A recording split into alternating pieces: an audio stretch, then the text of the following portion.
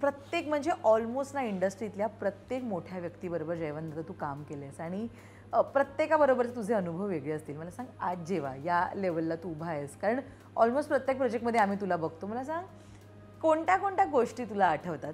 कोणाकोणासोबत काम केलेल्या? मला सगळ्यात आठवतो तो म्हणजे लक्ष्मीकांत बेर्डे. आधी लक्ष्मीकांत बेर्डेचं नाव आलं की आम्ही सगळेच म्हणजे पाटकर असेल मी, आम्ही सगळे इमोशनल होतो. कारण त्या माणसाने जे काय आम्हाला दिलं आहे ते आयुष्यात कधी विसरू शकत नाही. आम्ही पहिलं फिल्म केली होती 1985, दॅट इज तुझ्या वाचून करमेना.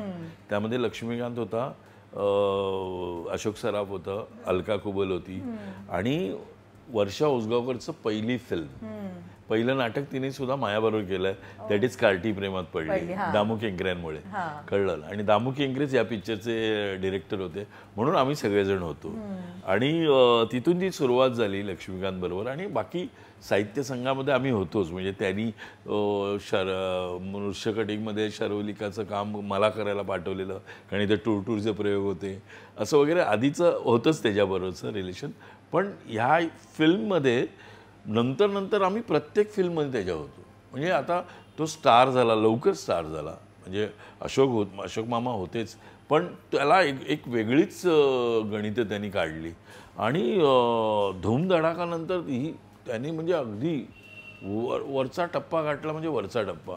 आणि तुला सांगतो ना की प्रत्येक आता एखादं स्क्रिप्ट आलं की पहिलं ते हिरोला वाचायला देतो ना आपण, त्याच्यासमोर वाचन होतं डिरेक्टरचं. आणि मग तर ते वाचल्यानंतर तो काय करायला, हा रोल वाड्या करणार आहे, हा रोल विजय कदम करेल, हा पाटकर करेल, विनय येडेकर, हे आमची 4-5 लोकांची रोल फिक्स होते आयुष्यभर.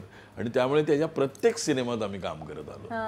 आणि त्याचं पण असं होतं की एक ट्युनिंग असतं ना आपलं ठरलेलं, की माहित असतं की कुठला कलाकार काय करेल, नाही काय करेल आणि आपण किती गंमत करू शकतो. त्यामुळे ती गंमत प्रत्येक चिकट नवरा असेल, कुठं कुठं शोधू मी तिला असेल, सुना येती घरा असेल, नंतर आयत्या घरात घरोबा असेल, असे खूप सारे सिनेमे आहेत. तर त्या प्रत्येक सिनेमामध्ये आम्हाला असं वाटतं की काम नाहीच केलं, आम्ही मजा केली त्या फिल्ममध्ये. सगळ्या फिल्ममध्ये मजा केली आम्ही अक्षरशः.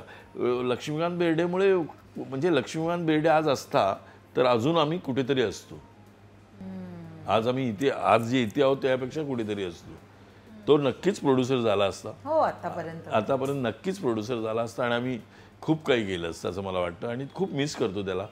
त्याची जी ह्युमर त्याचा जो होता किंवा त्याची जी हजरजबाबीपणा होता, तो मला नाही वाटत आज कोणाकडे आहे. नो, येणार पण नाही असं मला वाटतं. आणि त्याने शिकवलं. म्हणजे मी नेहमीच म्हणतो लक्ष्मीकांत बेर्डे आणि राकेश बेदी हे माझे फिलॉसॉफर गाईड आहेत. यांनी शिकवलं इंडस्ट्रीमध्ये काय करायला पाहिजे, काय नाही करायला पाहिजे, कसं वागायला पाहिजे, किती प्रोड्युसरला आपण सांभाळलं पाहिजे. कारण आम्ही हे प्रोड्युसरचे ॲक्टर आहोत. आजपर्यंत लक्ष्मीकांतनी तेच शिकवलं आम्हाला. मग झाडाखाली बसून मेकअप करायचं कर, आज सांग तू. Vanity single door. आणि सिंगल डोअरमध्ये जर प्रोड्युसरचा प्रॉब्लेम जर एखाद्याला म्हणजे माझ्यासारख्याला जरी पाठवला तर तो ॲक्टर काय करतो, आपल्याला नाही बोलत, तो त्या प्रोडक्शनवाल्याला वगैरे बोलून शिव्या देणे, अमुक करणे, कशाला पाठवलं, असं केलं तसं केलं असं करतात. आणि त्या प्रोड्युसरची काहीतरी प्रॉब्लेम असेल म्हणून पाठवला ना त्यांनी.